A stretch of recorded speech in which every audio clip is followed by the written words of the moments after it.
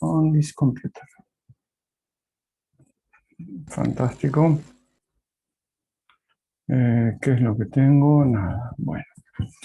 Entonces vamos a ver un par de cosas que quedaron colgadas de la vez pasada, que no terminé dando y que me parece que son interesantes porque siempre trae algún problema, que son estos dos límites. El tercer caso, que es este que está acá abajo, el tercer caso es una combinación de los dos primeros. Estos límites van a ser muy importantes en distintas condiciones, principalmente el primero, cuando uno se acerca a algún z0 y que la función tiende a infinito.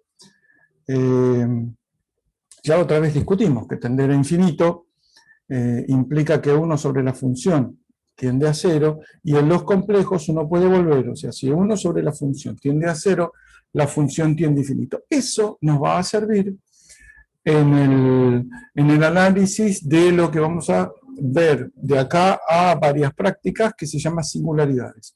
Hay algunas singularidades que se comportan de esta manera, o sea, si uno se acerca a z0, la función tiende a infinito.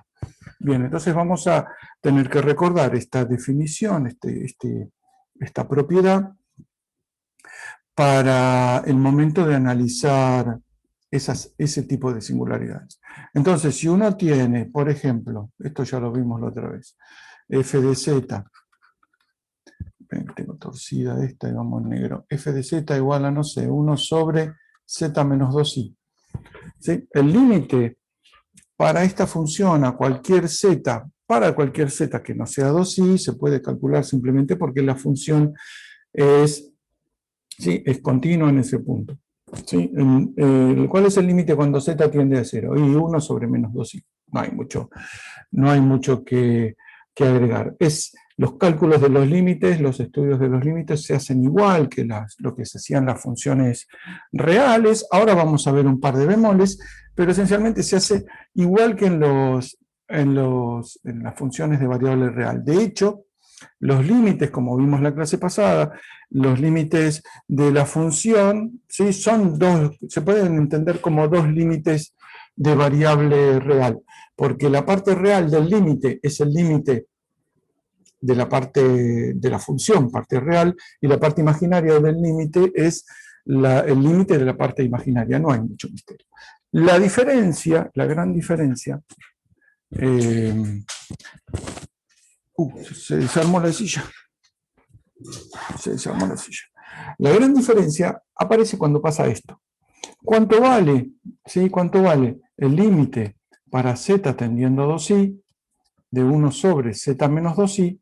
Y acá la otra vez discutimos que acá no tiene nada que ver con que si me acerco por derecha, me acerco por izquierda. Esto no tiene nada que ver. Yo lo que hago es acercarme de forma tal, ¿sí? De forma tal que z menos 2i es menor que un número cualquiera arbitrariamente chico, y entonces en este caso la función, ¿sí? Es, control z, la función menos el límite de la función, ¿sí? Esto es arbitrariamente chico también, ¿sí? Para todo epsilon existe un delta tal que se cumple esto, ¿sí? Acá hay un sí. Bueno, en este caso es un poquito distinto porque el límite es infinito, y eso es este caso, ¿sí? Es el caso que estamos analizando. Entonces, lo que voy a hacer ahora es simplemente ver esto en un caso que no lo habíamos visto la otra vez porque fue un poco accidental. En la clase pasada hablé con el director de departamento y qué sé yo. Vemos entonces que yo lo que digo es que este límite, me van a mandar al lavadero. Este límite es infinito, y me agarro de la propiedad. ¿Y esto por qué? Porque sé que vale sí solo sí, que el límite para z tendiendo a 2i de 1 sobre esta función, o sea, 1 sobre z, 1 sobre 1 sobre z menos 2i, que es z menos 2i, esto es igual a 0. Este límite es de lo más pavote. Yo sé que cuanto más cerca de 2i esté esto, ¿sí? Cuanto más cerca de 2i esté, más cerca esta diferencia va a estar de 0. ¿Sí? Simplemente por el concepto de límite, yo me acerco a 2i, así que z menos 2i tiende a 0, porque z tiende a 2i, no hay mucho misterio. Lo que me importa en este caso es, entonces, esta implicación, porque si yo logro demostrar, cosa que es acá, si yo logro demostrar que el límite de z menos 2i es 0, que es una boludez, esencialmente, entonces, estoy señalando así, entonces, este límite es infinito. No es cualquier cosa, no es que no existe el límite es infinito.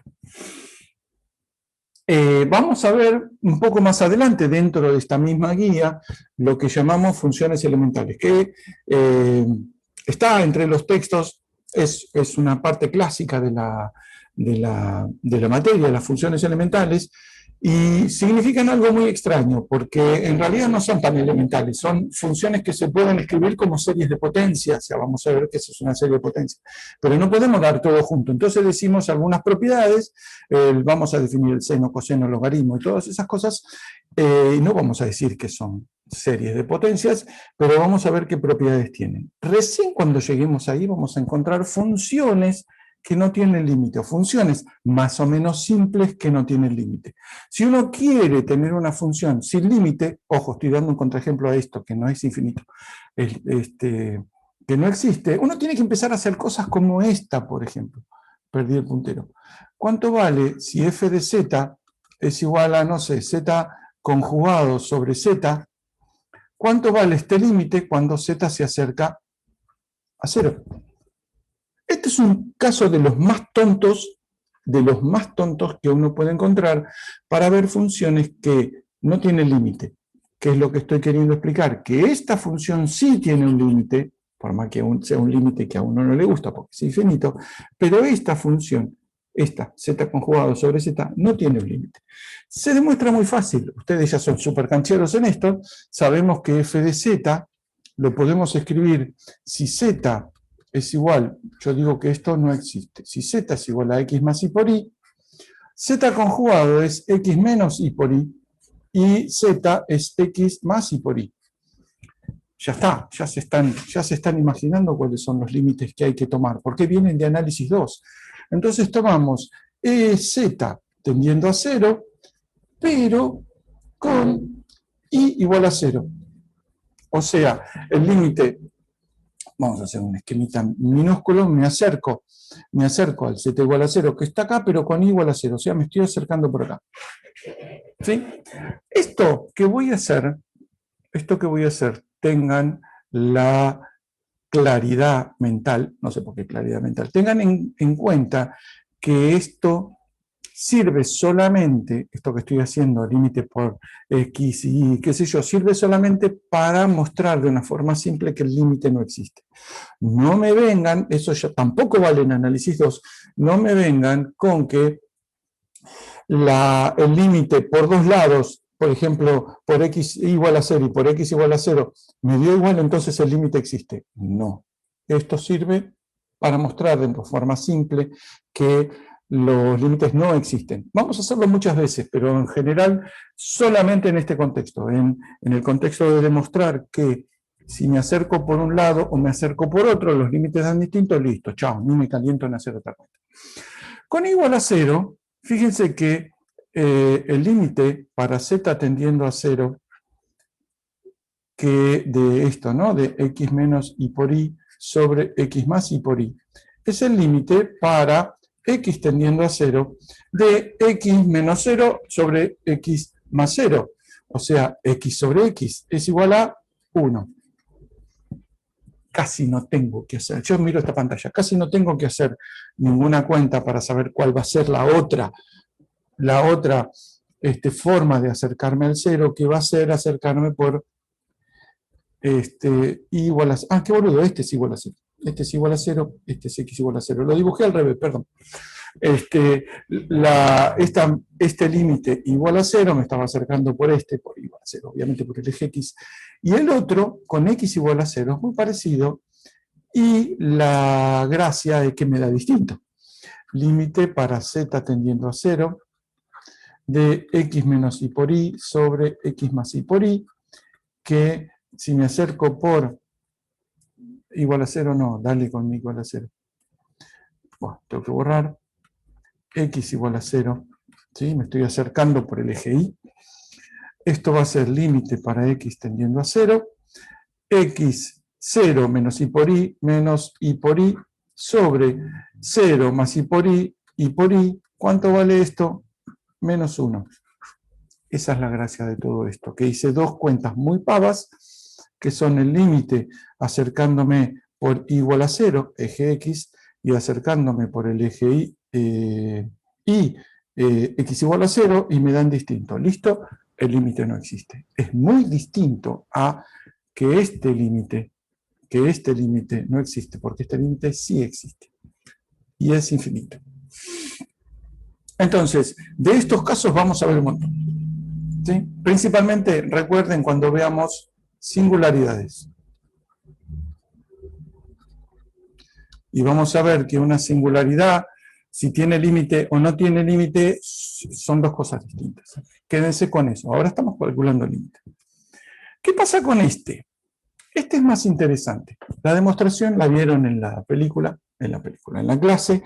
Es muy parecida a la demostración de arriba, nada más que en vez de poner el mayor que 1 sobre epsilon, ¿sí? Que es el paso, digamos, más crítico del cálculo del límite, en la función se pone en la variable. ¿Sí? Se pone x mayor, z mayor, perdón, que 1 sobre delta, y entonces se obtiene esta cosa. Fíjense lo que dice, fíjense lo que dice. Dice algo bastante distinto al anterior. Dice, el límite para z tendiendo a infinito es W0. Me está diciendo que tengo una función que tiene límite. Que por ahí es infinito, ¿eh? No importa, tiene límites, no es que no existe. Esto es lo mismo que calcular, en vez de z tendiendo a infinito, calcular 1 sobre z, donde dice z en la función, poner 1 sobre z y poner un límite a 0. ¿Sí? Un límite cuando z tiende a 0. Esto quiere decir más que simplemente que el límite es igual. Lo que vamos a ver más adelante es que el comportamiento de la función es el mismo para la función f de z cuando z tiende a infinito que la de f de 1 sobre z cuando z tiende a 0. ¿Qué significa comportamiento? El límite, el valor de la función si existe, el tipo de comportamiento que tiene, vamos a ver, qué sé yo, si es derivable o si lo que le pase lo que sea. Vamos a ver que el comportamiento es igual. Estos límites muchas veces no nos dicen mucho si uno tiene cancha en trabajar con infinito. Pero no es siempre el caso y tampoco es siempre obvio que va a ser más fácil trabajar con límite tendiendo a infinito que con límite tendiendo a 0 en 1 sobre z. ¿Esto qué me simplifica? Me simplifica muchas cosas. Por ejemplo, vamos a avanzar acá, vamos a poner una página nueva. Por ejemplo, ejemplos. Yo me anoté ejemplos. Este, por ejemplo, f de z, igual, no sé, ¿sí? Un 2, pongan si quieren 2 o no, z cuadrado más 3i menos, menos 3i sobre z cuadrado más 5 más 6i, qué sé yo, cualquier cosa. ¿Qué pasa con esta función cuando z tiende a infinito? ¿Sí? Cuando z tiende a infinito, este es un caso de los que ustedes saben manejar, ¿sí? Tiene una asíntota horizontal esto. ¿Por qué tiene una asíntota? Porque el orden del, entre comillas, polinomio de arriba es un polinomio. ¿Okay? Y el orden del polinomio de abajo son iguales. Con lo cual eso va a tender, cuando z tiende a infinito, a un número. ¿Cuál es el número? Ustedes ya saben, es 2. ¿Sí? 2. Pero ¿cuál es la forma de analizarlo en vez de en el infinito, analizarlo en el 0? Es poner donde dice z, 1 sobre z, y ver qué es lo que pasa en el 0. ¿Sí? Porque fíjense, esto, por ahí, esta función son de las más fáciles que ustedes ya manejan, pero cuando hay otras funciones que son un poco más complicadas, ya no es tan claro analizar en el infinito. Entonces conviene poner 1 sobre z y ver qué es lo que pasa en el 0. En este caso es una pavada, porque f de 1 sobre z es igual, esto creo que ya lo hice, o no lo hice, bueno, en donde dice z, poner 1 sobre z, me queda 2 sobre z cuadrado menos 3i sobre 1 sobre z cuadrado más 5 más 6i, no sé para qué puse tanto número al pedo, y saco factor común z cuadrado. ¿Sí? Acá en realidad debería poner el límite y acá también el límite. ¿Sí? Esto es el límite para z tendiendo a, como puse 1 sobre z es 0, ¿no? Z tendiendo a 0. Saco factor 1 sobre z cuadrado. Entonces me queda 1 sobre z cuadrado por 2 menos 3iz cuadrado, por supuesto, sobre 1 sobre z cuadrado por, y ahí me quedó 1 más 5 más 6i z cuadrado. Y ahora sí, es mucho más fácil. Voy a ponerlo en rojo, con este se me cancelan, porque tienen el mismo orden. Acá es donde se nota que tienen el mismo orden. ¿Y por qué es importante tener el mismo orden? ¿Y qué me queda? Me queda, lo escribo de vuelta, por más que ya saben cuánto da, z tendiendo a 0 de 2 menos 3i z cuadrado sobre 1 más 5 más 6i, todo multiplicado por z cuadrado. ¿Cuánto vale este límite? Y cuando z cuadrado, se acerca a 0, 2 menos 3i z cuadrado se acerca a 2. El límite de 2 menos 3i por z cuadrado cuando z tiende a 0 es 2. No hay ningún drama. Y el segundo me queda 1 más 5 más 6i por z cuadrado, que pasa lo mismo del de arriba, es 1. ¿Cuánto vale el límite de esto? 2. Este es un caso muy pavo. Si uno pone un polinomio de grado menor arriba, un polinomio de grado mayor abajo, o lo que sea, terminan dando 0, infinito, que sé yo, empiezan a tener distintas combinaciones. Pero la idea es siempre la misma. Primer cosa a notar, en general el infinito es, ¿cómo decirlo?, un punto sospechoso. Un punto sospechoso. ¿Por qué? Porque uno no puede evaluar el infinito directamente. Porque si yo ahí hubiera evaluado directamente el infinito, en esta función acá arriba, ¿qué me hubiera dado? Infinito, 2 por infinito menos 3i, infinito más 5 más... ¿Cuánto da? Y qué sé yo, no se puede evaluar el infinito. Entonces el infinito, hay que recordar, es siempre un límite. Y en general, no voy a poder decir mucho más que lo que pasa en el límite. En general, no voy a poder decir lo que pasa en el límite. Entonces tenemos los dos límites que me habían quedado de la vez pasada. ¿Qué es lo que pasa cuando una función tiende a infinito? ¿Sí? Cuando se acerca z a z0, a un z cualquiera. Esa función tiende a infinito sí, solo si el límite, cuando el z se acerca a ese valor de 1 sobre f, da 0. ¿Sí? Parece una pavada. Si arriba está daría infinito el límite. Sí, fíjense, es este punto de acá. La pregunta de Hernán, ahora la contestamos usando el tercer teorema. El de abajo, vamos a limpiar un poco porque está enchastrado. El de abajo dice que no es que el infinito está en la función, sino que el infinito está en el z, ¿sí? O sea, la variable tiende a infinito a ver qué le pasa a la función. Puede dar que el límite existe y es 0. El límite existe y es un número. Bueno, 0 es un número. Puede decir que el límite existe y es infinito, o puede ser que no exista. Pueden pasar todos los casos. Lo que pasa es que el infinito siempre es complicado. Siempre es complicado el infinito. El caso que dice Hernán, por ejemplo, si el polinomio de arriba fuera z al cubo, ¿cuánto daría el límite? Yo digo, el límite cuando... Vamos a agarrar esta, por ejemplo. 2z cuadrado menos 3i, vamos a... Esperen, esto... Acá está la demostración que está en la página. Qué boludo, siempre con lo mismo. Esfera de Riemann. Piqui. Acá. Acá agregamos una página. Si tengo f de z, por ejemplo, 2z cubo menos 3i sobre z cuadrado más 2. ¿Sí? Yo lo que digo, ¿dónde está? Acá. Yo lo que digo es que este límite es infinito. ¿Por qué digo que es infinito? Porque, dicho mal y pronto, el polinomio de arriba va a infinito como z al cubo.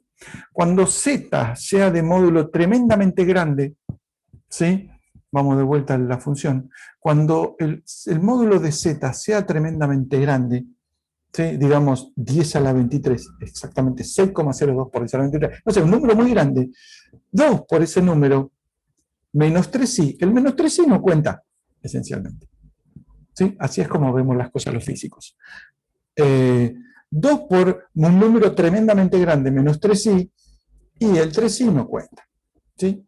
Y abajo, si z es tremendamente grande, módulo, ¿no? Si el módulo de z es tremendamente grande, sumado 2, sumado 1000, sumado 150.000 millones, tampoco le hace nada. Entonces es esencialmente como z cuadrado. Y entonces esta función va como 2z cubo dividido z cuadrado. ¿Cuánto da? 2 por z. Cuando z tiende a infinito, diverge.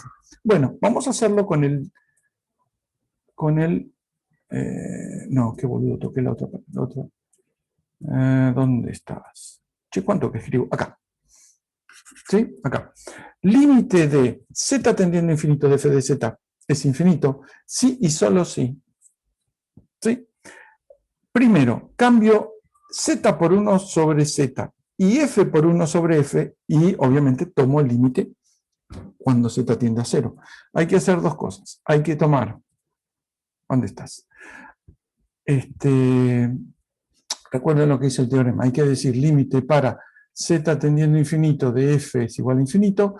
Si solo si, límite para z tendiendo a 0 de 1 sobre f de 1 sobre z es igual a 0. ¿Sí? Tengo que tomar límite a 0 porque es un límite para z tendiendo a infinito y como da infinito, entonces tengo que hacer 1 sobre f. Fíjense que es una combinación de los dos anteriores. Bueno, hagamos eso. ¿Cuánto vale f de 1 sobre z? F de 1 sobre z, después lo invertimos, es 2 sobre z cubo menos 3i sobre z, no, 1 sobre z cuadrado menos, no, más 2. Esto queda como, saco factor el máximo z que puedo.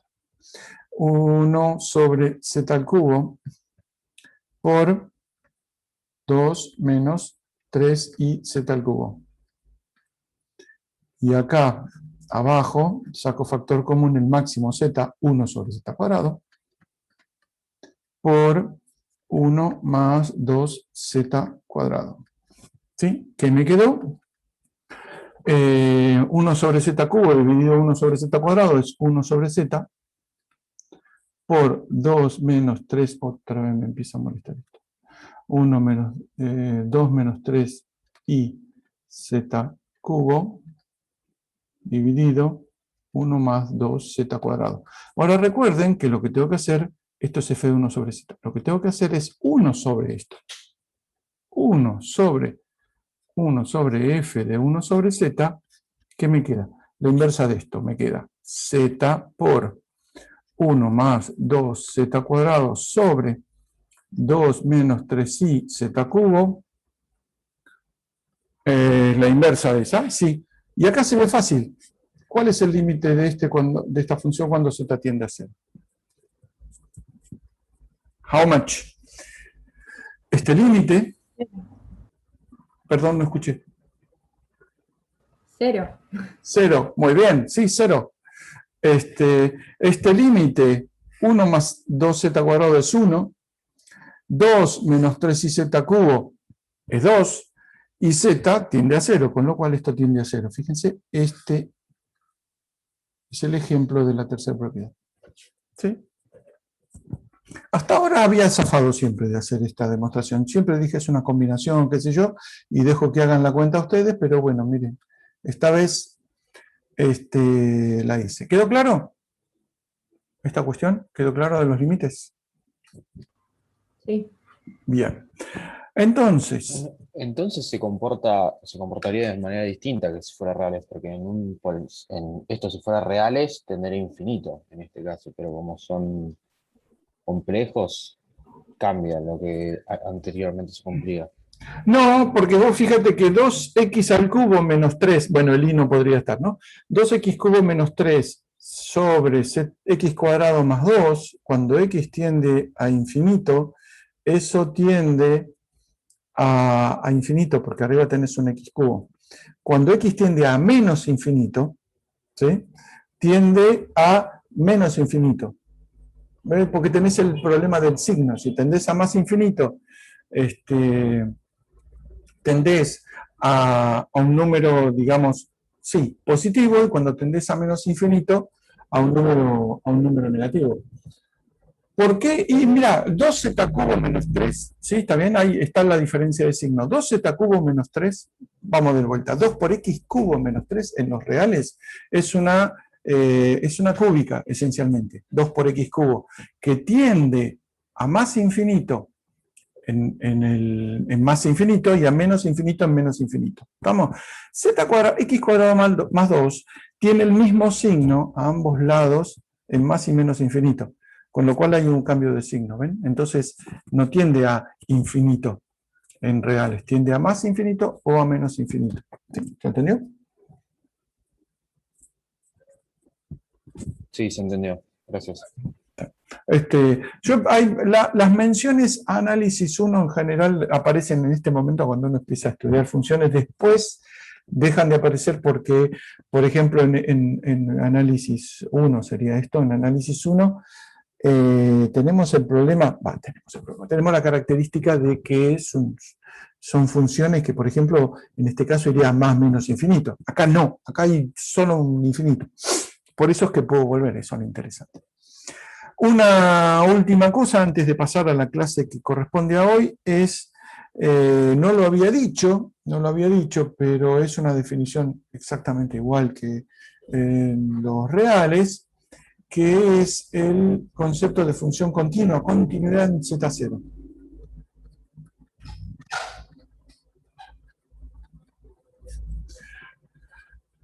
¿Qué pasa acá? Continuidad en Z0.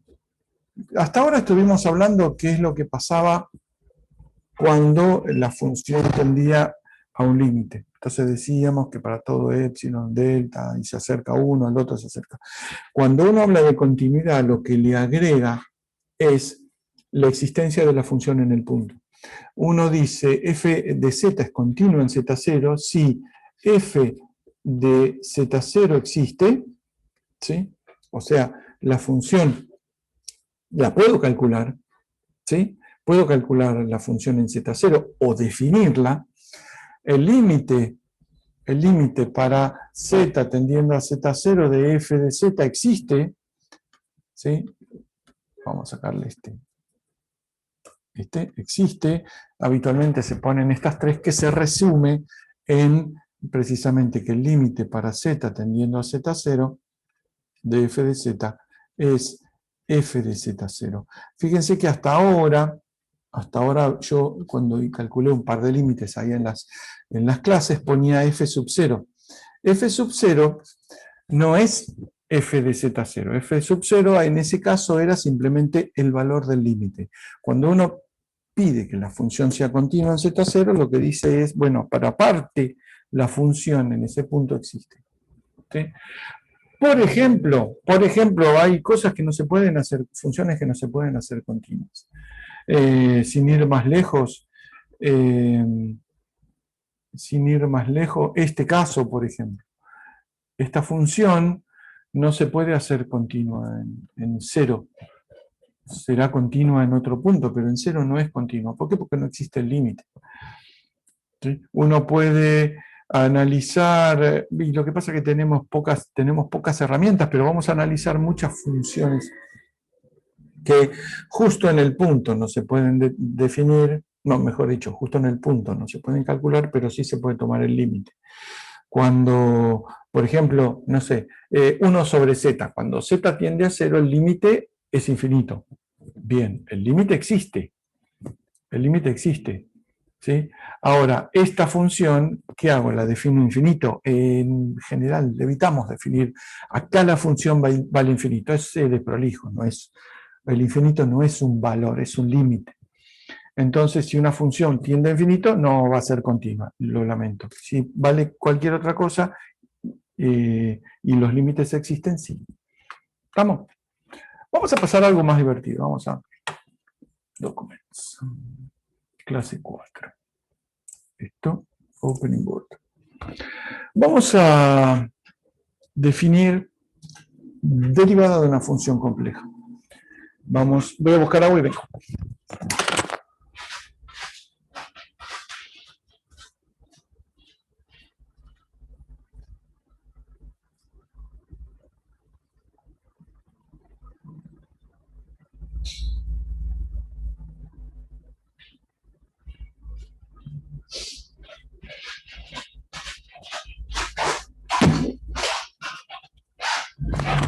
Se supone que tenemos que tener más fresco esta época, pero el clima no se ha enterado que ya estamos en otoño. Vamos a definir derivada de una función compleja. ¿Sí? Siempre que uno define una función, quiere definir una derivada. No quiere hacer una tablita, cuánto vale la temperatura. No, uno quiere función, uno quiere hacerle análisis, y análisis es esencialmente derivar. Después integraremos, pero primero derivamos. Uy, se lió.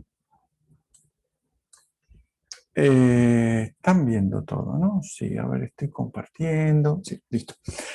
Ya sabemos las propiedades, los conceptos previos, que son el de límite y el de continuidad. Obviamente, cómo se define una función compleja también lo sabemos. Entonces vamos a ver cómo se define una derivada. ¿Sí? La clase voy a suponer que la vieron y vamos a concentrarnos en un par de puntos, porque hoy estuve hablando con Nelly y Nelly iba a ver derivabilidad usando una cosa que se llama Cauchy-Riemann, todo perfecto, muy bien. Una cosa que se llama Cauchy-Riemann, y entonces le dije, bueno, está bien, lo doy, y después vamos discutiendo los agujeros que queden. So,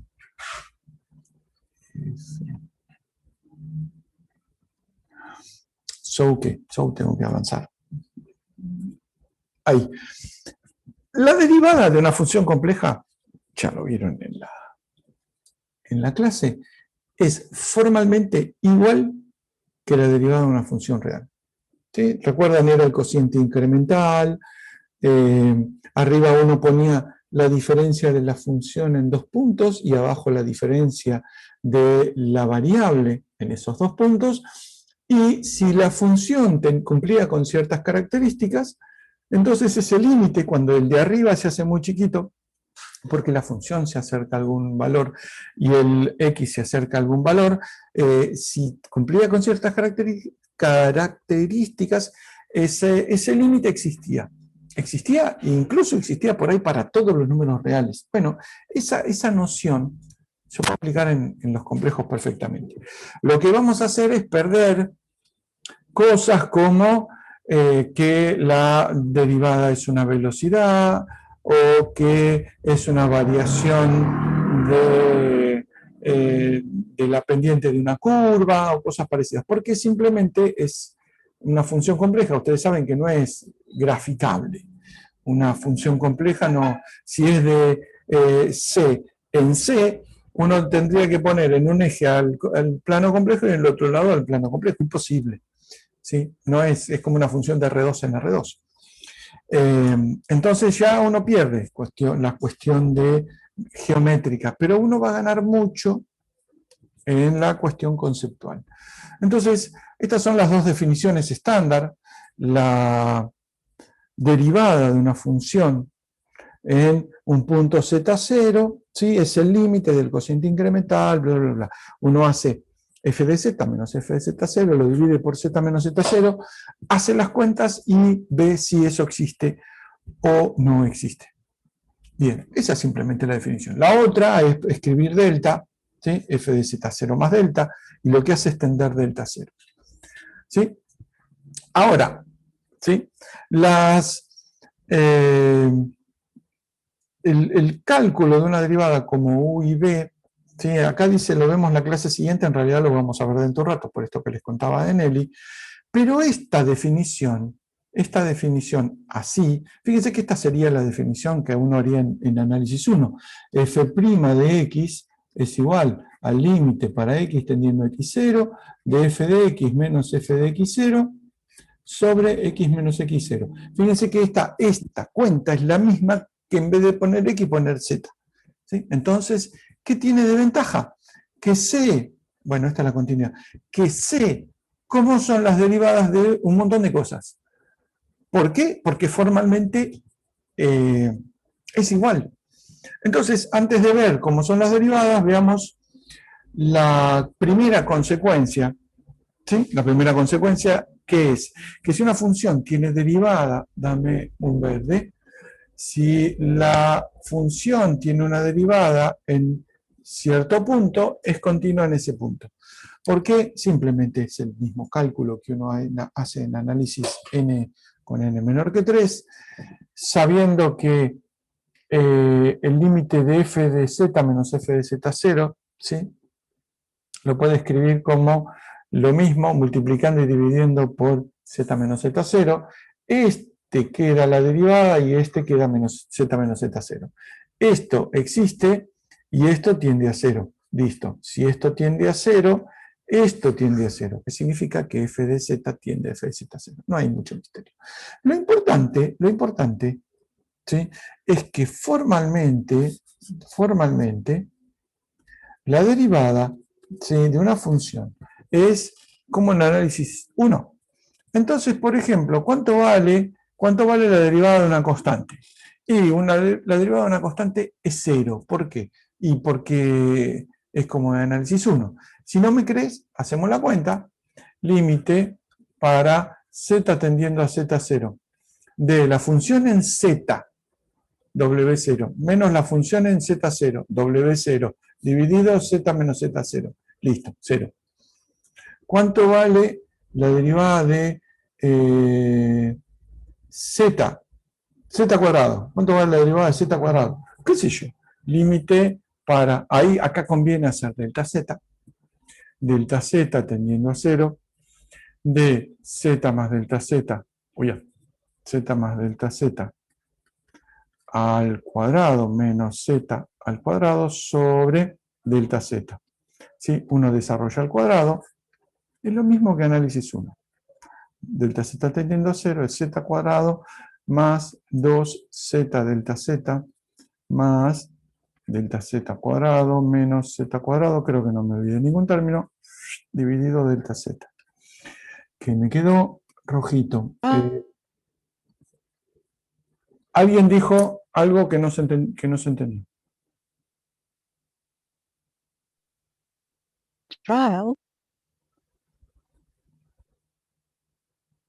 ¿Me dijo algo quién? ¿Me dijo algo Zoom? Señora Zoom, ¿me dijiste algo? Parecía como la voz del Zoom. Sí, me está hablando Samsung.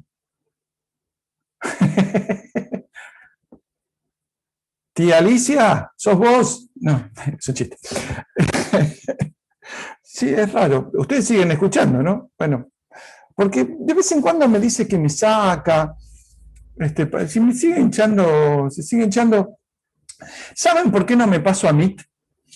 Este programa, denme una digresión mínima. Este programa que está acá, Share Screen. Vamos a compartir esta pantalla. Ustedes ven esto, ¿no?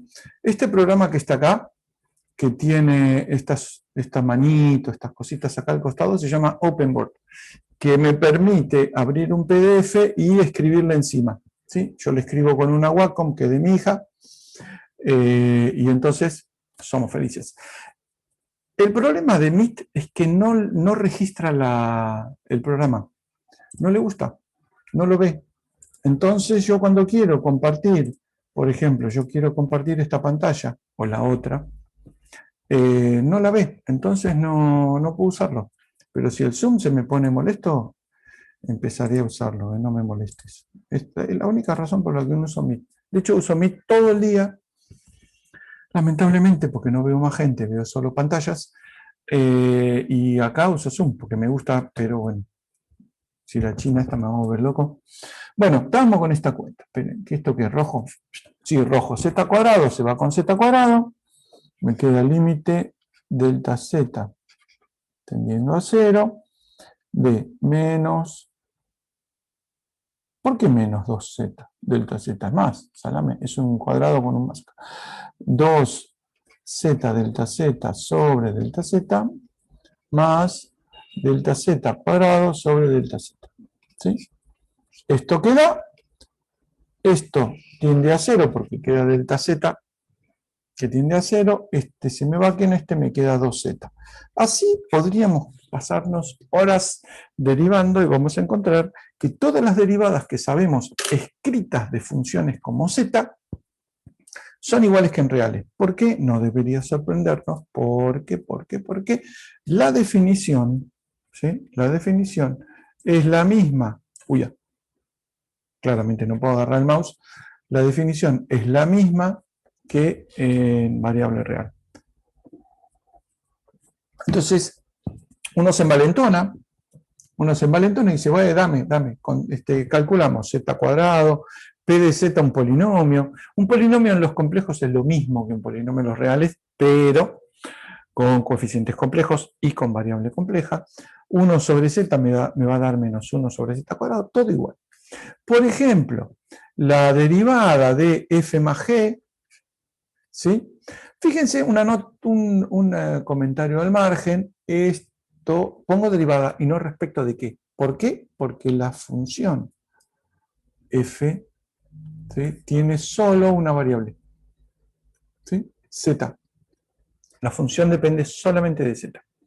Entonces, cuando diga derivada, fíjense, de hecho, ¿dónde está? Donde dije derivada, puse f', no respecto de qué, porque es una sola variable. Después vamos a ver que nos metemos con derivadas parciales, pero de u y b. La derivada de la suma va a ser la derivada, ¿sí?, tal cual en los reales. El producto, ¿sí?, el producto va a ser igual, f' más fg', y así con todo.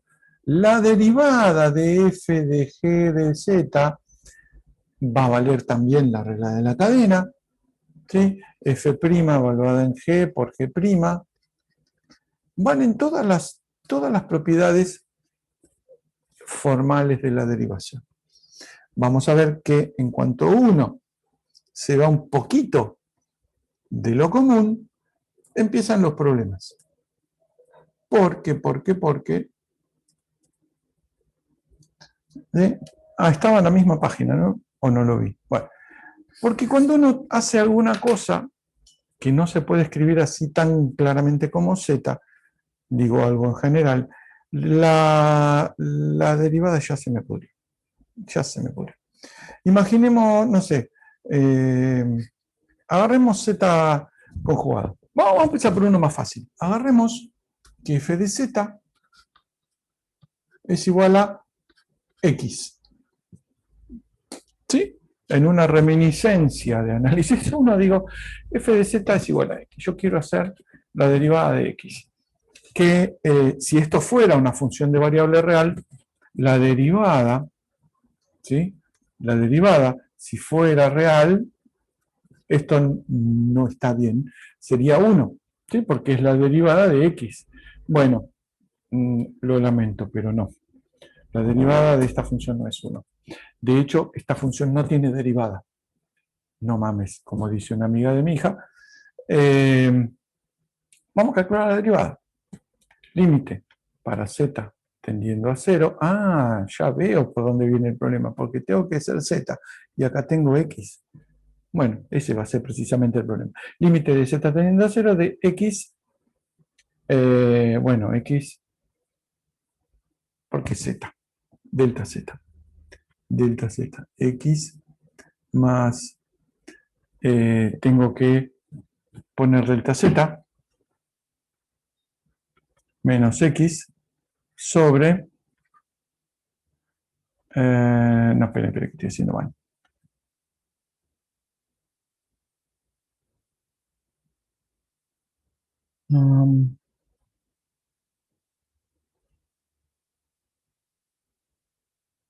Esperen, que empecé mal. En un segundo. F negro. F' de z. Es el límite para delta z tendiendo a 0. Esto, fíjense, es la parte real del número complejo. ¿Sí? Entonces es la función evaluada en z más delta z, ¿sí? O sea, es x más la parte real delta z, delta x, menos x sobre delta z. ¿Sí? Porque es la función evaluada en z más delta z. Si yo evalúo la función que es solo la parte real en z más delta z, me queda x más delta x, ¿no? Suponiendo que, como es razonable, delta z es delta x más y por delta y. Y entonces ya tenemos un problema, porque esto va a ser límite para delta z tendiendo a 0, de x con x se me va, este x con x se me va, me queda delta x sobre delta z. Y acá tengo un problema, porque yo puedo tomar delta x igual a delta z. Delta z igual a delta x, o delta z igual a solo la parte imaginaria, o sea, y delta y. Esto es una y, delta y. En este caso, cuando delta z es igual a delta x, me queda límite para delta z tendiendo a 0 de delta x sobre delta z, ¿sí? Que en el caso de delta z igual a delta x me queda límite para delta x tendiendo a 0 de delta x sobre delta x, que es igual a 1. Muy bien, entonces en este caso, este tiende a 1. Cuando delta z es igual a y delta y, límite para delta z tendiendo a 0 de delta x sobre delta z, ¿sí? Es límite para delta y tendiendo a 0 de delta x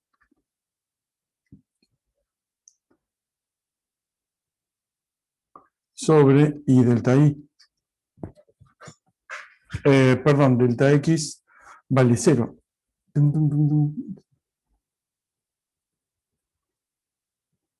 Cuando delta z es igual a y delta y, esto está implicando que delta x es igual a 0, ¿no? Obviamente, qué boludo que soy. Entonces esto viene un 0 acá, ¿y cuánto vale?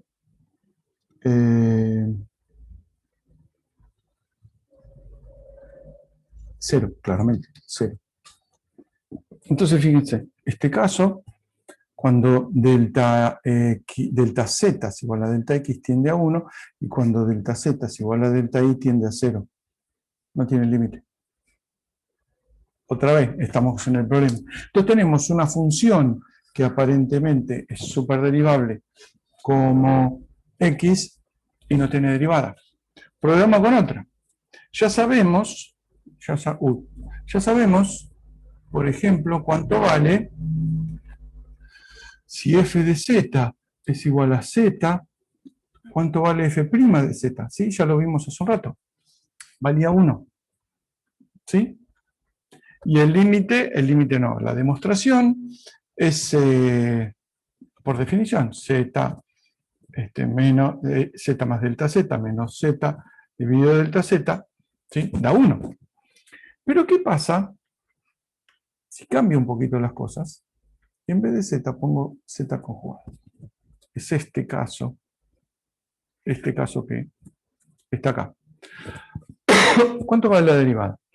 Y uno dice, espera, si z tiene derivada 1, z conjugado, no sé, el conjugado de 1, y uno se tira. No, señores y señores. La derivada de z conjugado vamos a ver que no existe. G' de z es el límite para delta z tendiendo a 0 de z más delta z, ¿sí? Z más delta z, pero es la función evaluada en z más delta z, o sea que z más delta z conjugado, menos la función en z conjugado, sobre delta z. ¿A qué es igual esto? Z más delta z conjugado es el conjugado de la suma, menos z conjugado se me va, me queda límite para delta z tendiendo a 0 de delta z conjugado sobre delta z. ¿Cuál es el límite de esto? No existe. Veámoslo. ¿Me están siguiendo hasta acá? Límite para delta z tendiendo a 0 de delta z conjugado sobre delta z. Sí, fantástico. Bueno, entonces acá lo mismo, fíjense que siempre usamos la misma trampita. Usamos, ¿dónde está? Delta, acá. Delta z igual a delta x, delta z igual a delta y, para mostrar que los límites no existen. En general con eso alcanza. Acá también, delta z, vamos a hacer delta x. Entonces, 1 es igual al límite para delta, ¿qué? Delta x tendiendo a 0 de delta z conjugado. Si delta z es delta x, delta z conjugado es delta x. ¿Sí? Delta x, si quieren conjugado, pero delta x conjugado, delta x. Sobre delta z, que es delta x. ¿Cuánto vale esto? 1. Bien, ¿qué pasa si ahora delta z es igual a y delta y? En 1, ¿qué me queda? Límite para delta y tendiendo a 0. Delta z conjugado es el conjugado de esto. Y delta y conjugado sobre delta y delta y. ¿Cuánto vale? Y delta y conjugado, esto requiere un paso mano más, tendiendo a 0, y delta y conjugado es menos y delta y. ¿No? El conjugado implica cambiarle el signo a la parte imaginaria. Sobre y delta y. ¿Cuánto vale esto? Menos 1. Cagamos. Sonamos. Es un caso da 1 y un caso menos 1. ¿Qué significa esto? Que este caso no existe la derivada. Precisamente este punto del análisis 3 es, yo creo, el punto más interesante. Porque si hasta ahora a ustedes, estudiantes de ingeniería que ya tienen bastantes conocimientos, espero que bien, de matemática, le dicen final de análisis 3, análisis 2, final de análisis 2, le dice, a ver, tiene 10 segundos para darme una función que sea derivable. ¿Qué es lo que hace uno? Tiene un polinomio, 2x cuadrado y cuadrado más 3x y z. Listo, es derivable, recontra derivable, porque es un polinomio. Acá le puse un 2. No sé por qué 2. Si ahora en análisis 3 me dicen tiramos una función que sea derivable, yo lo que tendría que hacer es, ¿sí? Con poco tiempo, es pensar en una función solo en z. Entonces me dice, a ver, rápido, una función que se deriva 2z cuadrado más 3z al cubo. Toma, es derivable. ¿Por qué? Escribí algo en z. Pero si el profesor, molesto porque siempre los profesores somos molestos, dice, no, tírame parte real y parte imaginaria, no en z. Y ahí ya no es tan fácil. Y el resto de esta clase vamos a dedicarnos a ver por qué. ¿Por qué? ¿Por qué? Si esta función f de z igual a z, que es igual a x más y por y, es derivable y tiene derivada para todos los complejos, ¿por qué cazzo esta función z conjugado, que es x menos y por y, no es derivable si son las mismas funciones. La primera función es x y la segunda es y. Bueno, le cambié el signo. Bueno, ese detalle entre esta función y esta función, las relaciones entre las partes reales y parte imaginaria, son las que para mí hacen súper interesante análisis 3. Porque uno no puede tirar cualquier función como parte real y parte imaginaria. Uno tiene que ser muy preciso. Porque si uno la pifia en un signo, fíjense, como esto, si uno simplemente la pifia en un signo, ustedes saben que si una función es derivable, cambiarle un signo no le saca la derivabilidad. Bueno, pero esto no es cambiar un signo. Esto es hacer otra cosa, que tiene que ver con meterse con las partes real e imaginarias. Para mí eso es lo más interesante de esta primera parte de análisis 3, que es lo que vamos a ver a continuación. ¿Alguna duda? Vamos a esta clase número 5. Espera, ¿cuál es la clase 4? ¿Esta que vimos recién? Derivada, sí, en la clase 5. Muy bien, muy bien, muy bien. Clase 5. Open Inboard. Condiciones de derivabilidad. Claramente no nos podemos hacer mucho los cancheros, porque si uno hace algo tan poco arriesgado como cambiar el signo de una parte, de la parte real o de la parte imaginaria, y eso deja de ser derivable, entonces uno tiene que andar con pies un poco más de plomo. Tiene que poner mucho más cuidado. Bueno, es lo que vamos a ver ahora. Vamos a ver dos teoremas, principalmente. El primer teorema, ¿sí? Podríamos ver solo uno, pero es largo y molesto. Vamos a ver partes de la segunda demostración del teorema. Podríamos ver solo uno, porque es el que me dice qué relaciones hay entre una función que es derivable y sus partes real y parte imaginaria. Pero lo vamos por partes, como dijo Jack. Y vamos a ver el primer teorema, que se llama normalmente de Cauchy-Riemann. ¿Sí? Dice lo siguiente. Teorema importantísimo, ¿sí? Pero el más importante es el que vamos a hablar en un rato. Si la función f tiene derivada en un punto, ¿sí? Entonces en ese punto se cumplen las condiciones de Cauchy-Riemann, que son dos. Una función, ¿sí? F, una función f de z tiene, como dijimos, siempre vamos a usar la misma notación, u de xy más i por b de xy. ¿Sí? Bueno, u y b no pueden ser cualquier cosa. Y su no cualquierosidad, ¿qué invento? Su forma de que no pueden ser cualquier cosa es que están relacionadas por dos ecuaciones. ¿Sí? Dos ecuaciones. La primera me dice que la derivada de u de la primera función respecto de la derivada de la segunda función respecto de y tienen que ser iguales. La de u de x es igual a db de y. Y la segunda me dice que al revés, las derivadas cruzadas, ¿sí? La derivada de la primera función respecto de la segunda variable, ¿sí? O la derivada de la segunda función respecto a la primera variable, son iguales para cambiar el signo. ¿Sí? Estas condiciones se llaman de Cauchy-Riemann. Ahora, después del teorema, les voy a mostrar algo que saqué de un libro. Estoy con la cámara prendida, ¿no? Que saqué de este libro, que me encanta, que es el Markushevich. Le saqué una foto hoy y los vemos. Entonces, la demostración de esto es, existe f', ¿sí? Entonces, Cauchy-Riemann, ¿sí? Esto es un teorema que dice, si existe entonces Cauchy-Riemann. No cuando existe la derivada. Yo la hipótesis que tengo es que existe la derivada. Entonces, sus partes real e imaginaria cumplen con Cauchy-Riemann. ¿Qué me dice este teorema, por ejemplo?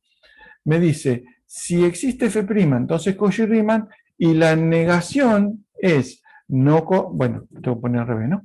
No Cauchy-Riemann, entonces no existe la derivada. ¿Sí? La lógica es, A implica B, o no B implica no A. Bueno, no Cauchy-Riemann, entonces no existe la derivada. Cosa que podríamos haber aplicado antes. ¿Sí? Por ejemplo, x más y por y, yo no sé si existe la derivada, la puedo calcular, pero x menos y por y, ¿sí? El conjugado f de z, g de z, g de z, que es x menos y por y, podría saber que no tiene derivada porque no cumple las condiciones de Cauchy-Riemann. ¿Por qué x menos y por y? X menos y por y, este es b y este es u. La primera de Cauchy-Riemann, ¿sí? Es la derivada de u respecto de x igual a la derivada de b respecto de y. Entonces, la derivada de u respecto de x tiene que ser igual a la derivada de b respecto de y. De u a dx es igual a 1. Y de b a di es menos 1. Listo, cagaste. No se cumple Cauchy-Riemann. No se cumple Cauchy-Riemann. ¿Qué significa? Entonces, z conjugado, que es este x menos y por y, no tiene derivada. ¿Sí? No lo demostré este teorema, pero si el teorema lo que me demuestra es que, dada la existencia de la derivada, entonces se cumple Cauchy-Riemann, bueno, sin Cauchy-Riemann no tengo derivada. La demostración es bastante simple. La demostración parte, ¿sí?, de escribir la definición de la derivada de la función como su definición, digamos, en la forma z0 más delta z. Y después es escribir toda la chorrera de z más z0, x más z0, todo lo demás. Pero fíjense, es cuestión de ser ordenado. Esto es f de z0 más delta z, que es f de z0 más delta z, es u, ¿sí?, más ib en z0 más delta z, ¿no? Es u en x0 más delta x y 0 más delta y más y por b de x0 más delta x, bla, bla, bla. Menos f de z0.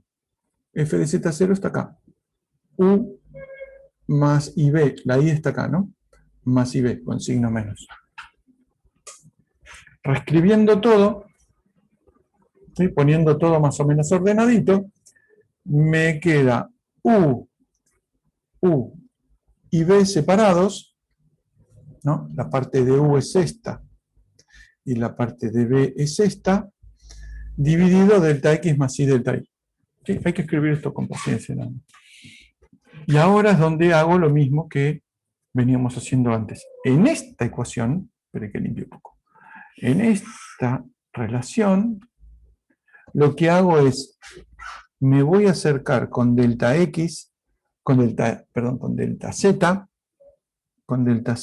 igual a delta x, y después con delta z igual a i por delta y. Me van a dar dos relaciones que, como sé que la función es derivable, tienen que dar lo mismo, ¿sí? Entonces encuentro las ecuaciones que quiero. Fíjense, con delta z igual a delta x, ¿sí?, que es la primera, ¿dónde está? Ah, acá abajo está. Lo que tengo es, ¿sí?, fíjense que I0 no tiene delta i, y 0 no tiene delta i, entonces lo que me queda es u en x0 más delta x menos b en x0, en i0 también, entonces u menos u dividido delta x es la derivada de u respecto de x. ¿Sí? Lo que tiene este primer término hasta acá es el límite para delta x tendiendo a 0 de u de x0 más delta x menos u en x0, perdón, acá me olvidé i0, dividido delta x. Esto es la derivada de u respecto de x. ¿Dónde? En x0 y 0. ¿Sí? Que es este que está acá. Y el otro, más i por lo mismo, b en x0 más delta x y 0 y 0, entonces más i por derivada de b respecto de x. ¿Qué me dice esto? No me dice nada. Por ahora no me dice nada. Me dice simplemente, si vos tomás delta z igual a delta x, entonces la derivada que encontrás es esa. Bueno, está bien, no me dice nada. La parte interesante es cuando tomo delta z igual a i por delta i. ¿Por qué hago lo mismo? Ahora lo que me queda es que delta z es igual a i por delta i, ¿sí? Y me aparece una i acá, que no es ningún misterio. Entonces acá me queda derivada de u, ¿sí?, respecto de i, pero va a estar en la parte imaginaria, ¿sí?, porque tengo esta i, y después derivada de b respecto de i, pero va a estar en la parte real porque tiene una i. Entonces me queda de b a de i menos i por de u a de i. ¿Sí? Entonces, esto tiene que ser igual, porque esta es f' de z0, lo mismo que acá, es f' de z0, tiene que ser esto igual a esto, igual a esto, que es du a dx más i por db a dx, ¿no? Que es esta, du a dx más i por db a dx. Entonces, por eso, las relaciones son parte real igual a parte real, db a di igual a du a dx, que es esta primera, y la segunda, que es db a dx igual a menos i du a di, que suele ponerse du a di igual a menos db a dx. Esta es una forma ordenadita. No, por ahora no, por ahora estoy hablando de la derivada en un punto. Por ahora, este teorema, les recalco, es f', existe f' en Z0, entonces Cauchy-Riemann en Z0. Todo esto es en un punto nada más. Después veremos qué pasa cuando lo queremos extender a un conjunto y cosas parecidas. ¿Sí? No es esta, no es esta. Esta no sé nada todavía. ¿Sí? Entonces estamos, hay una, bueno, esperen, antes, entonces estamos, derivada entonces Cauchy-Riemann, estas relaciones que se las tienen que aprender así de memoria como la tabla del 1 más o menos. Entonces, ¿recuerdan la función que habíamos agarrado? F de x, f de x. F de z, no sé por qué f de x si nunca di análisis 1. Antes de análisis 3 daba física 3. F de z igual a x. ¿Sí? Si quieren, más 0 por u. No, por b, perdón. 0 por b. ¿Sí? Acá tenemos que la derivada, que la función, la función u es x y la función b es igual a 0. Entonces, como mucho, esta derivada puede existir en donde se cumpla Cauchy-Riemann. ¿Sí? Pero por ahora no sé. Por ahora no sé. Lo que sí podría decir es lo que les dije hace un rato. Z conjugado, x menos i por i, no tiene derivada porque no se cumple Cauchy-Riemann con estas formas, ¿no? La derivada de uno respecto de la otra, de una respecto de x igual a la otra respecto de y, no son iguales, con lo cual se termina la discusión, no tiene derivada. ¿Sí?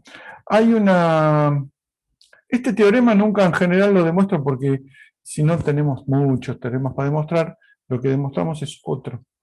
Yo lo que quiero mostrarles ahora es esto. Es esto. Opening board. Esto está sacado de este libro que les mostré recién, el Marco. Qué cagada me mandé. Ahí volvió. Se me ha ido un monitor. De este libro. ¿Sí? No sé, yo estoy en las cámaras, ¿no? Sí, estoy con la cámara prendida. De este libro, Markushevich. Página 90, como dice acá. ¿Sí? Página 90, como dice acá. Tomo 1, porque son 2. Dice que las ecuaciones de Cauchy-Riemann, o condiciones de Cauchy-Riemann, ¿sí?, no deberían ser llamadas condiciones de Cauchy-Riemann, ¿sí?, universalmente admitida en los libros de enseñanza científica, está injustificada desde el punto de vista histórico. Ustedes saben que los rusos tienen su propia noción de la evolución de la historia. En general ponen como nombres de teoremas al primer ruso que estudió o aportó cosas en ese teorema. En este caso está diciendo, no llamen Cauchy-Riemann, llamen otro nombre, pero que no son rusos, con lo cual es bastante creíble. Yo no me fijé en esto, pero me parece bastante razonable. Puesto que las condiciones, estas son las de Cauchy-Riemann, se estudiaron en el siglo XVIII por D'Alembert y fundamentalmente por Euler. ¿Recuerdan quién les había contado que había inventado este número i, tal que i cuadrado era -1? Era Euler. Euler fue un tipo absolutísimamente genial, y entre otras cosas hizo esto. Y lo que es interesante es que, ¿dónde está el puntero? Acá.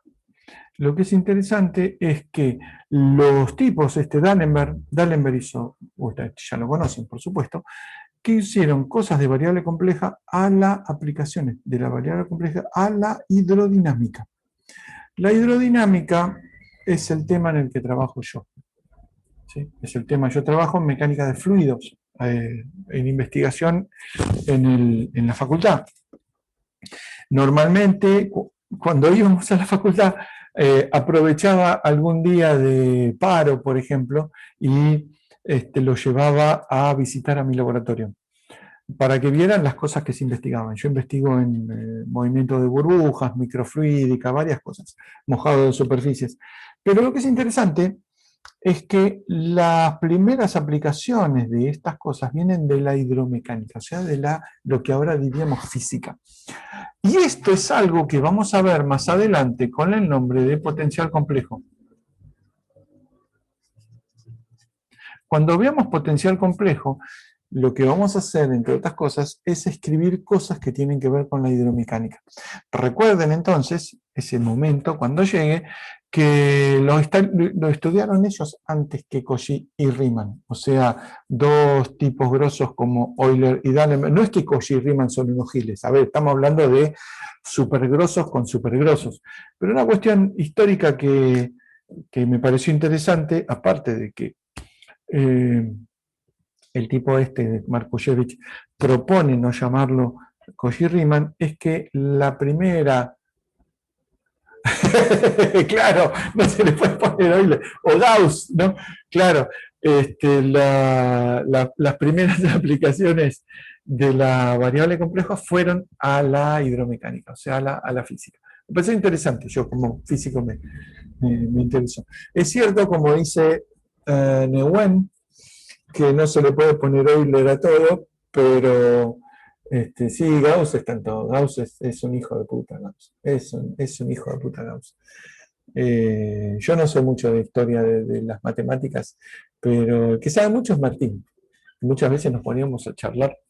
Gauss, ahora que lo mencionan, fue el primero que usó el método de los cuadrados mínimos, que ustedes seguramente usaron, si es que fueron a la facultad para Física 1, en Física 1.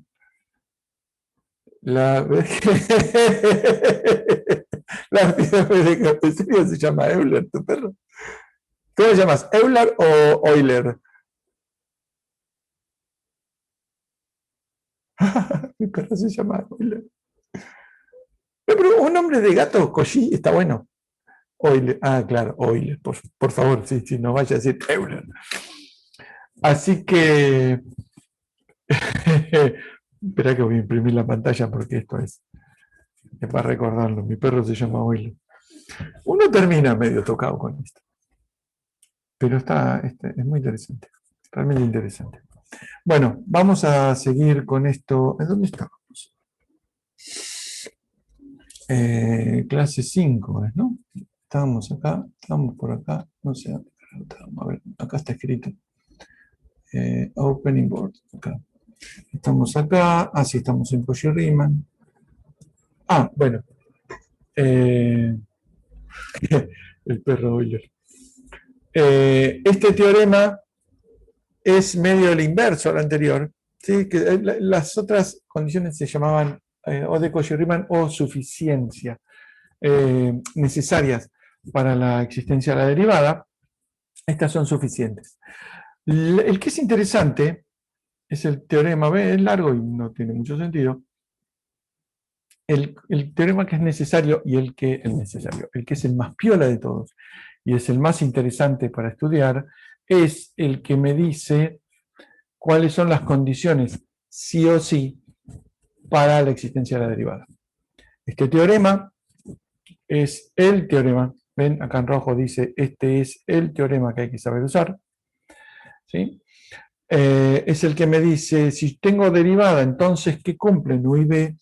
Y si U y B cumplen tal cosa, entonces tengo garantizada la derivada. Este es el teorema posta. Este podría llamarse de Euler,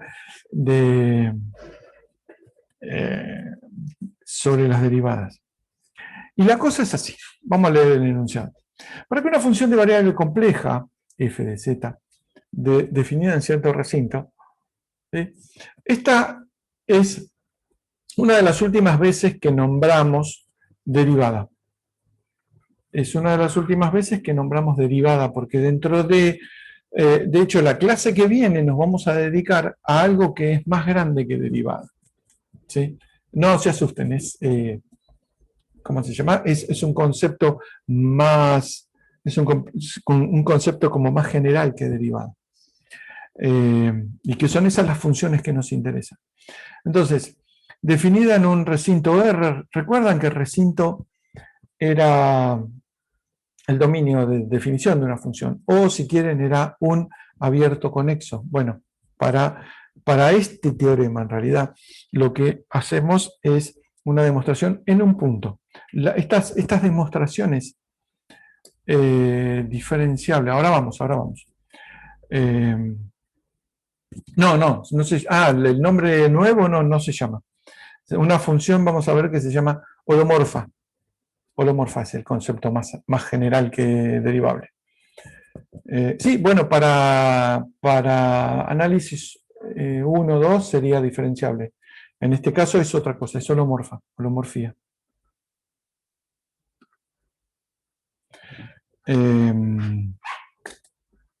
No me voy a poner a discutir cosas laterales. Vamos al punto.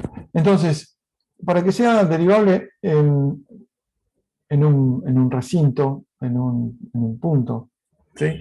Tiene que estar definida en un recinto, por supuesto. Para que sea derivable en un punto Z de ese recinto, ¿sí? Es necesario y suficiente. ¿Ven? Necesario y suficiente es que puedo ir y volver, ¿sí? Que se cumplan dos cosas. Que las funciones U y B sean diferenciables. Acá aparece el concepto de diferenciables. Recuerden que diferenciable es un concepto de análisis 2. ¿Sí? O si quieren de análisis 1, es de análisis 2. Es que sean diferenciables en ese punto y que además se cumplan Cauchy-Riemann. O sea, dicho mal y pronto, F', ¿sí? Existe F', sí y solo sí, obviamente en un punto en particular, ¿no? Si y solo sí, U y B son diferenciables como concepto de análisis 2 y se cumplen las condiciones de Cauchy-Riemann. Y esto es las dos condiciones. En ese caso, entonces, la derivada tiene varias expresiones, qué sé yo. Bueno, esto es lo que vamos a ver la demostración. Yo les recomiendo ver la demostración con paciencia y completa en la clase, pero ahora vamos a discutir algunos puntos, porque tiene un montón de partes esta demostración. Primero, recordemos, el recordemos es siempre muy relativo. Recordemos que es una función diferenciable. Esto, vamos acá, esta.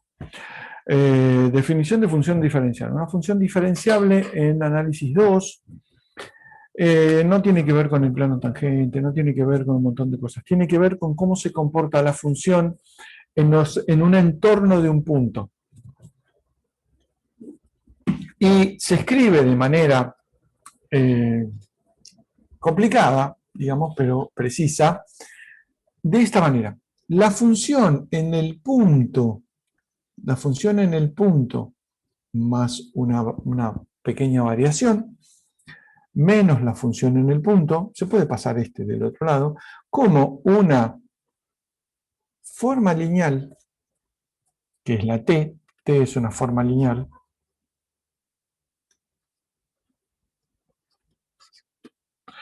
más una phi, que es una forma que por ahora no le ponemos nombre, en un segundo vemos, que tiene la característica de que tiende a cero muy rápido. ¿Qué significa tiende a cero muy rápido? Que obviamente fíjense que como depende de delta, una forma lineal, ¿sí? Esto va a tender a cero cuando delta tiende a cero. ¿Sí? Porque depende de delta. Y una forma lineal es una combinación lineal de los componentes de delta. Delta, piensen que es un elemento en Rn, ¿sí? Es un vector. ¿Sí? Entonces, cuando delta tiende a cero, si quieren la norma acá para que no me hinchen, si el delta tiende a cero, la forma lineal tiende a cero. Bueno, el phi también tiende a cero. El phi también tiende a cero. No le ponemos nombre, pero sí se cumple que delta, cuando delta tiende a cero, también tiende a cero.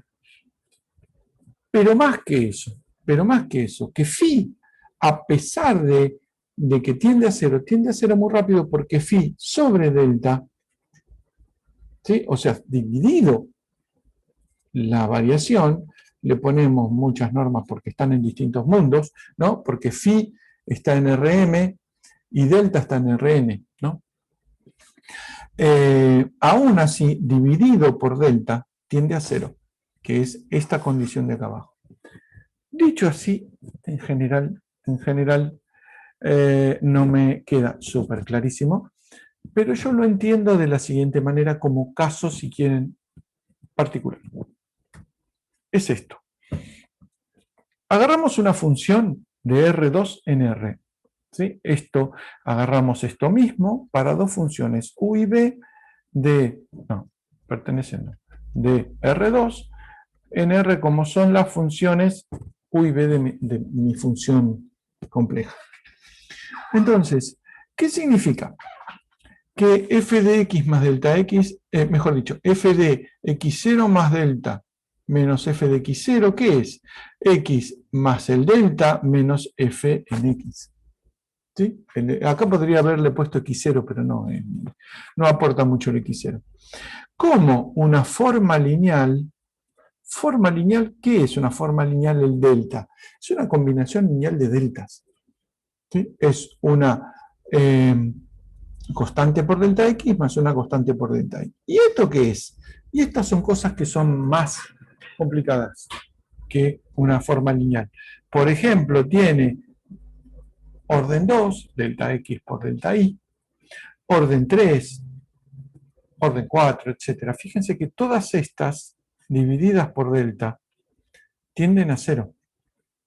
¿Sí? Todos estos términos, divididos por delta, tienden a cero, porque acá fíjense que hay un delta al cuadrado, y abajo hay un delta. Acá hay un delta al cubo, abajo hay un delta.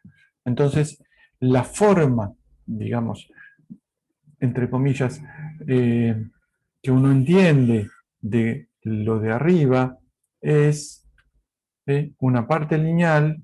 Esperen que tengo que borrar esto también. Es una parte lineal que es combinación de delta x y delta y alguna cosa que tiende más rápido a cero. ¿Sí? Este phi, en un rato lo vamos a estar llamando epsilon, porque tiende a cero. Y el epsilon, como saben todos, es muy chiquito. Entonces, vamos al teorema. El teorema dice efectivamente esto, que... borro acá.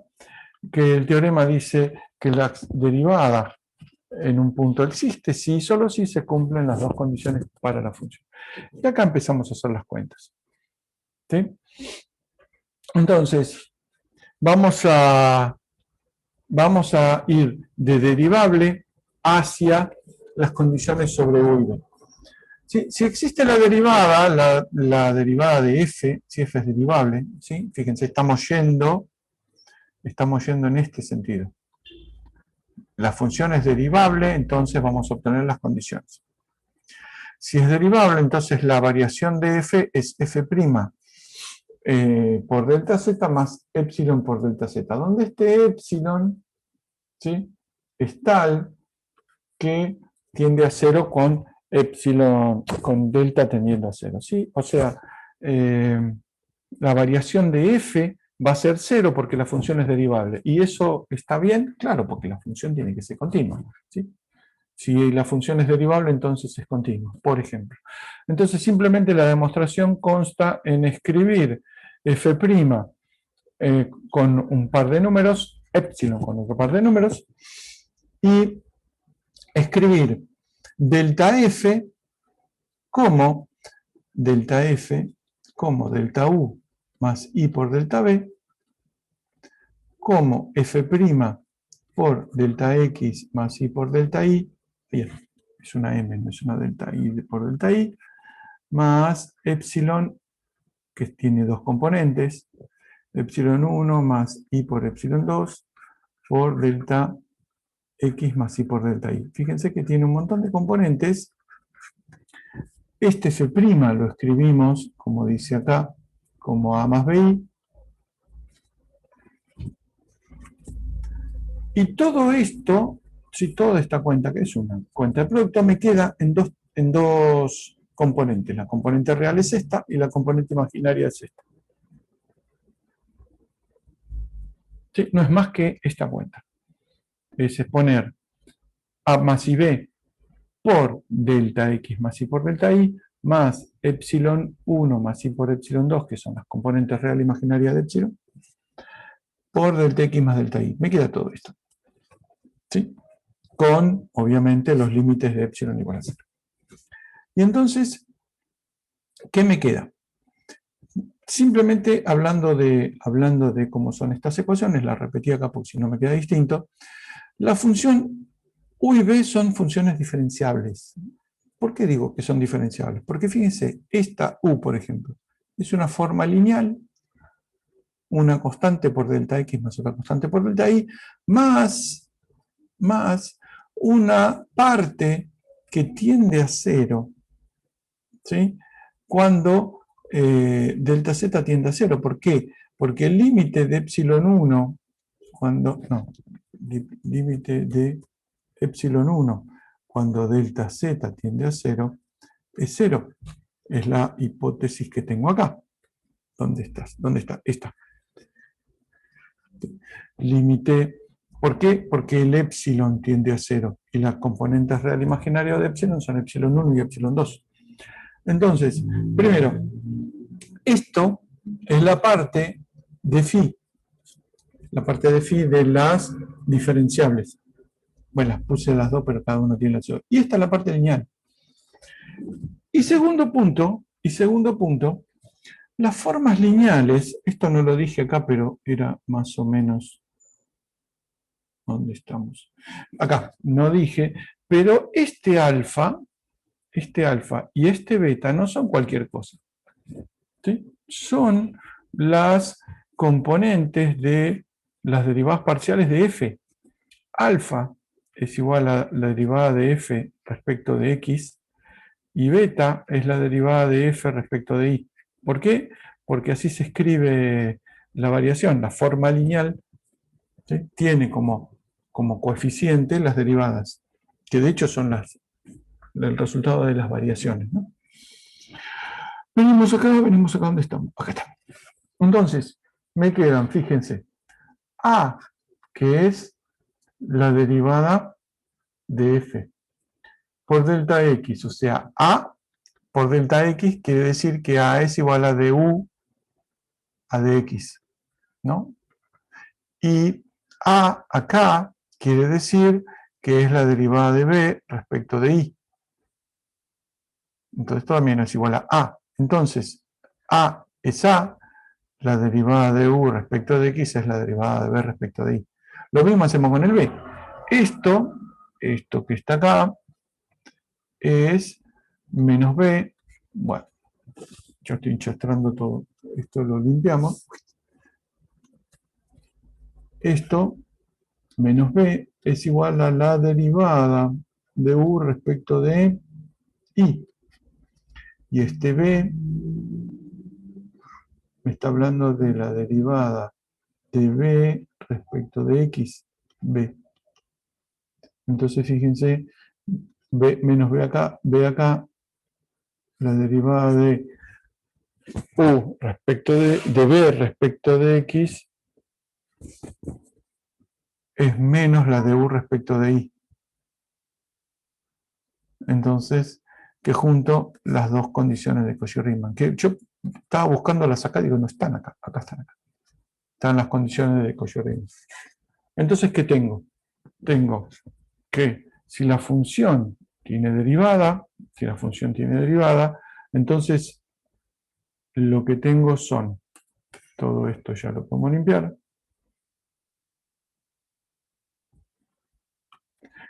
Esto me dice que son diferenciables en un punto, ¿no? En un punto x0 y 0, como se llame. Y aparte, estas relaciones, este A y este B que están acá, me dicen que se cumplen las condiciones de Cauchy-Riemann. Entonces demostré que si son derivables, entonces Cauchy-Riemann más diferenciables. ¿Sí? ¿Recuerdan el teorema que vimos hace un rato? Este teorema, que ya parece de otra época, este teorema, simplemente demostrábamos, ¿sí?, que si la función, ¿dónde está? Si la función tiene derivada, entonces se cumple Cauchy-Riemann.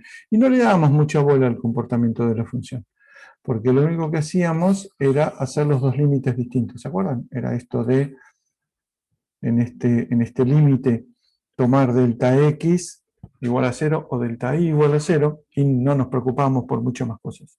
Este es un poco más completo, el que estamos viendo ahora, y que yo llego, ¿dónde estoy? ¿Dónde estoy? ¿Dónde estoy? Este es un poco más completo porque me dice que si la función, no, acá no me gusta, acá, si la función tiene derivada, entonces las u y b son diferenciables y además se cumple Cauchy-Riemann. ¿Sí? La vuelta es muy parecida. El teorema de vuelta es muy parecido. Porque lo único que hay que hacer es suponer que u y b son diferenciables, cumplen con Cauchy-Riemann, entonces existe f'. O sea, hay que escribir f de la forma que uno pueda decir tiene derivada. O sea, que tenga el delta f sea f' por y más una cosa que tiende a 0, qué sé yo.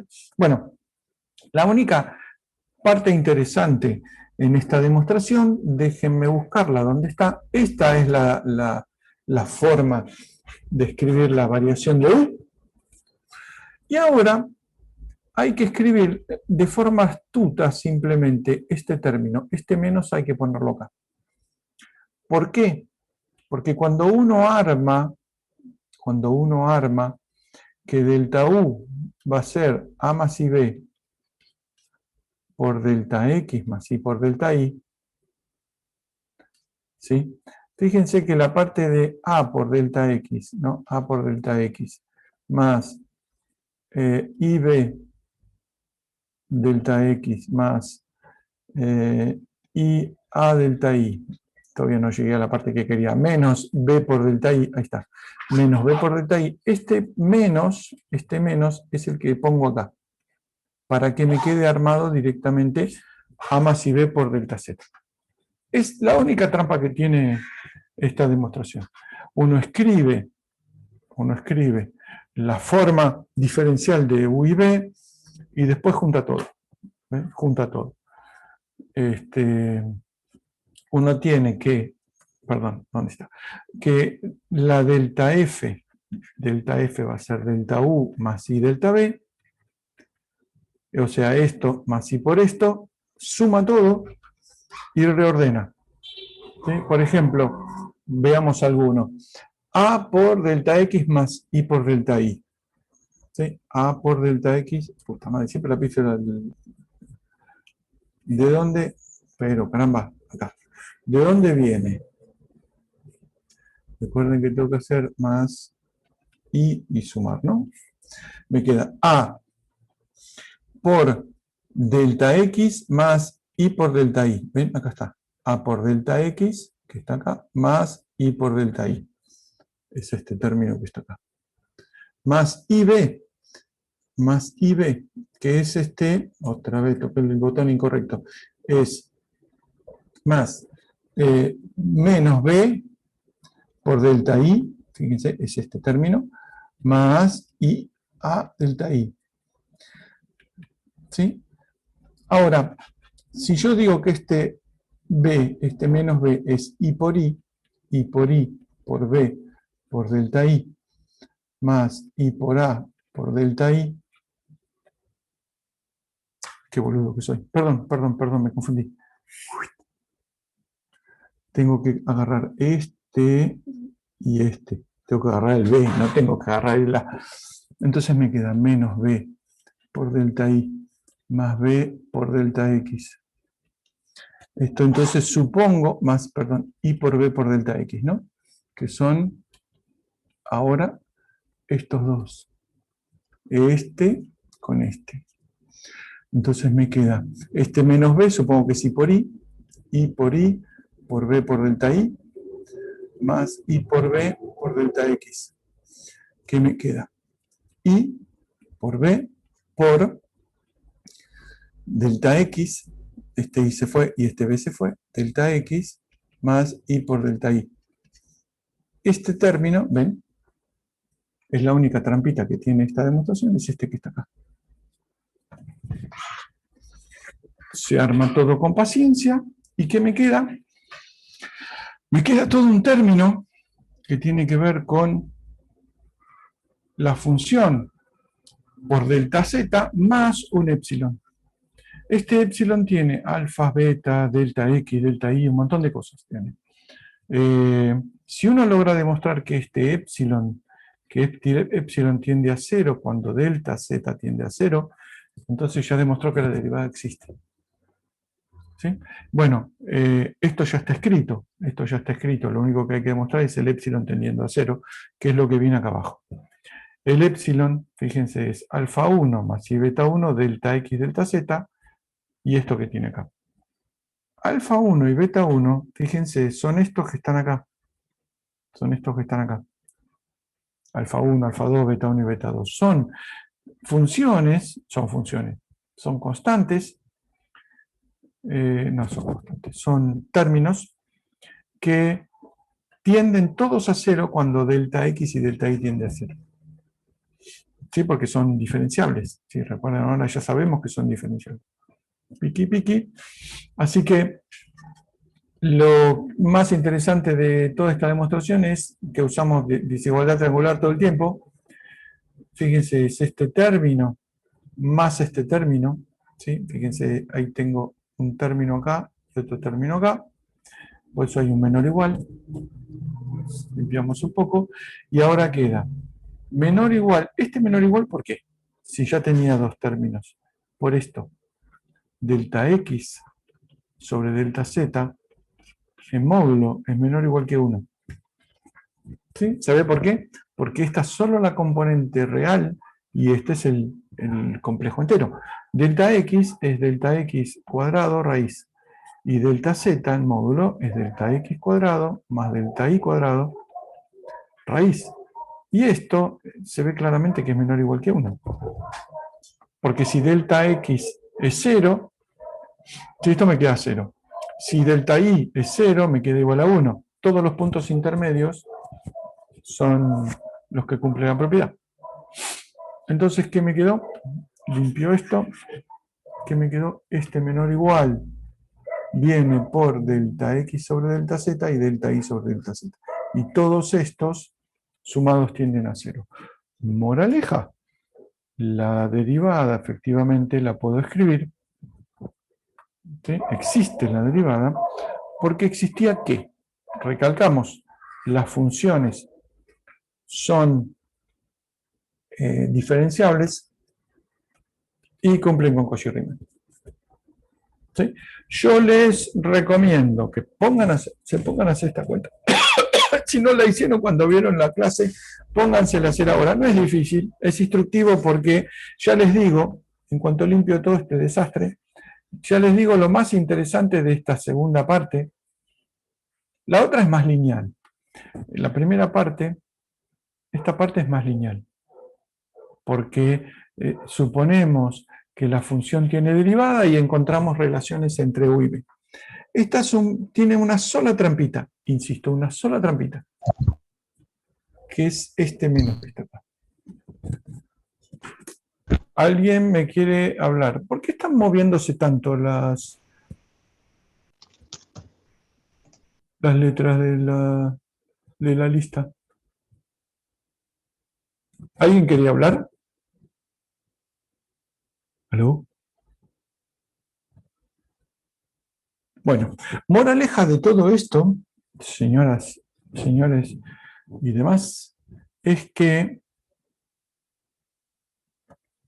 lo que demostramos es este teorema, que entendemos, conocemos por el nombre de, es como la bella y graciosa moza, condiciones necesarias y suficientes para la existencia de la derivada. ¿Sí? Sabemos entonces que la función es derivable, entonces Cauchy-Riemann más función diferenciable. Y si se cumplen esas dos, entonces también la función es derivable. En un punto.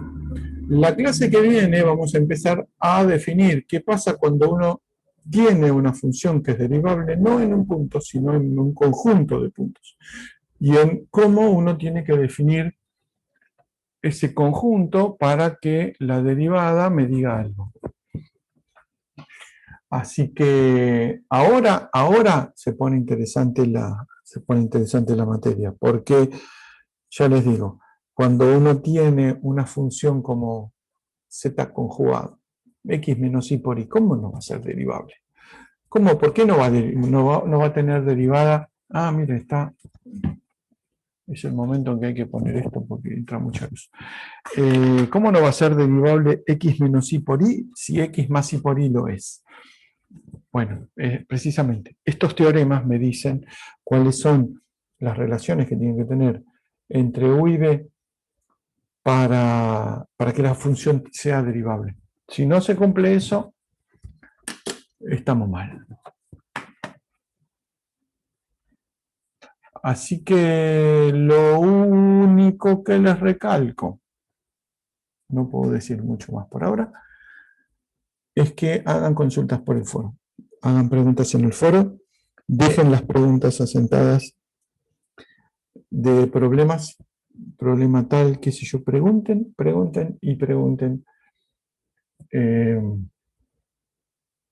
No más que eso. ¿Sí? ¿Alguna pregunta? ¿Alguna duda? ¿Alguna otra cosa que no sea ni pregunta ni nada? Alguien levantó la mano. Qué bonito, nunca había mirado la manita. Hablen, no me paren para... Sí, tengo una duda. Dime. Me quedó de antes, cuando estabas demostrando cómo calcular el límite de... Era un polinomio sobre otro polinomio, ambos de grado 2. Sí. ¿Por qué es que fuiste por, digamos, usar las fórmulas esas, las propiedades que se pueden usar, en vez de simplemente sacar factor común z cuadrado ahí, simplificar y listo? ¿Por qué no hiciste lo que se solía hacer en reales? Porque sí podría haber hecho lo que, de hecho lo hice, porque si hubiera tomado, era equivalente. Puedo decir por qué no hice esto, espera que necesito una hoja. Espera. Share screen. Dale, papá, no tengo todo el día. Esto. Share, a ver, ¿estamos? Sí, estamos acá. Vos decís por qué si, no sé, límite para z tendiendo a infinito de z cuadrado más 3, no sé, sobre 2z cuadrado más 5z más 1, no sé. ¿Por qué no simplemente saqué el z factor común? Sí, podría haberlo hecho. Lo que pasa es que lo que quería hacer era mostrar que hay veces que no te sirve esto. Esto para este cociente de polinomios te sirve perfectamente sacar factor común. Pero va a haber casos en que no. Yo lo que quería mostrar era que esto da lo mismo que lo que uno suponía, porque esto sí es cierto. Si uno saca factor común, el z cuadrado acá, y te queda 1 más 3 sobre z cuadrado sobre, acá me queda 2 más 5 sobre z más 1 sobre, z cuadrado y acá un z cuadrado igual, esto funciona perfecto, pero cuando veamos cosas que no sean un cociente de polinomios, y ahí no podés andar sacando factor común. Pero es cierto, en este caso son equivalentes los dos. Ok. Porque fíjate que lo que queda, por ejemplo, acá arriba, ¿sí? Esto con z tendiendo a infinito, ¿sí? Lo que queda acá arriba es 1 más 3 sobre z cuadrado, y z cuadrado está tiende a infinito. ¿Sí? Si hubiera hecho lo de poner 1 sobre z, me hubiera quedado 1 más 3 por z al cuadrado, y acá el z tiende a 0. Ven que son equivalentes estas dos cosas. 3 sobre z cuadrado con z tendiendo a infinito es lo mismo que 3 por z cuadrado cuando z tiende a 0. Sí, Sí, es cierto. me había confundido porque pensé, ¿por qué no está yendo por lo sencillo? Y no, pensé que por algún motivo no aplicaba o algo así, no se podía hacer. No, perdón, sí, no quedó claro, perdón, porque sí, se aplica perfectamente, para estos casos se aplica perfectamente. Sí, de hecho, sí, algunas veces digo, ven, es lo mismo que sacar factor común, pero me olvidé. Bueno, está bien, gracias. Perfecto. Voy a dejar de grabar. Stop.